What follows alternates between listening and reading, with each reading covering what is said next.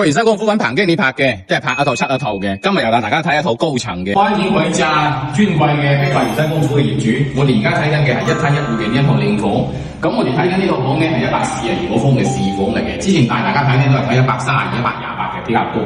嗱，呢一個房入到嚟，我哋睇隻房間，呢隻房間可以住你嘅書房啦，客人嚟住嘅房間又得，客房又得。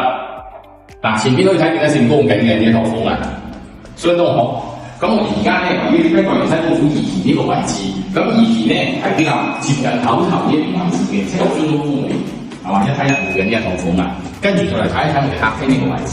客廳嘅開間係有4米嘅，4米再加呢邊過道圈咧嚟到呢個客廳係差唔多40個方左右。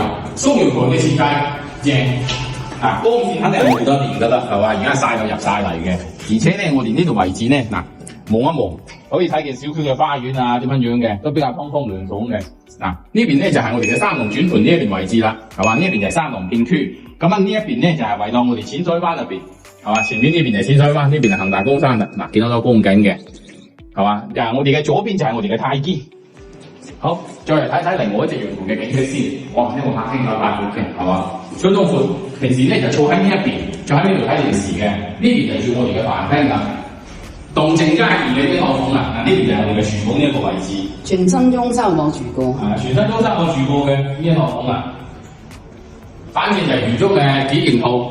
再嚟睇睇我哋生活陽房呢一邊。哇，前邊呢邊啊，別墅嘅呢邊。別墅區喎。呢邊別墅區啊，係嘛？呢邊咧就係有個太基公館啦，呢邊就係有個海陣達呢一邊啦，海陣達花園係嘛？大家可以見到啦，呢個小區咧入住率相當高嘅。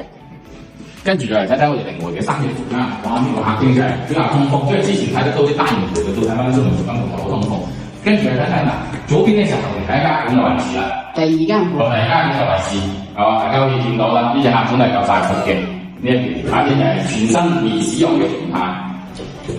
再嚟睇睇我哋第一隻衞生間，呢邊咧就係衞生間嘅位置。衞生間呢一邊咧就已經整好咗乾濕區分離㗎啦，呢一邊啊，洗手啊、去廁所都係互不干擾嘅呢一套房啊。精裝交房標準，精裝交房標準嘅呢一度啊，咁跟住落嚟咧，再睇翻我哋第三嘅房間，第三嘅房間咧就係別墅區嘅呢邊啦。呢邊到最外房係比較合適嘅，因為旁邊咧就冇咩車經過嘅，就比較安靜啲。再嚟睇睇我哋主人房呢一邊位置啦。主人房呢一邊嚟睇啦，呢度可以整成到頂圍嘅，或者你可以佈置一下，即係你衣帽間咁樣都得，夠晒條件呢邊嘅位置啊。跟住咧，再睇睇我哋主人房。主人房呢一邊，大家會見到啦，夠晒嘅，米8、2米長都係唔夠問題。呢邊係標準嘅位置。嗱喺呢邊咧，大家都可以見到啦，光線都係好好嘅。呢間房可以講得算係，基本上房間都係光線相當充足嘅。嗱，大家要關心呢邊啦，主人房嘅衞生間一邊，主人房嘅衞生間都係夠晒闊嘅，反正就整晒好乾濕分離，相當舒服。嗱，咁而家咧係話當時咧呢一套房咧，業主入就為咗拍定呢個㗎啦。係啊，問點解成本咁高？佢當時就係任性。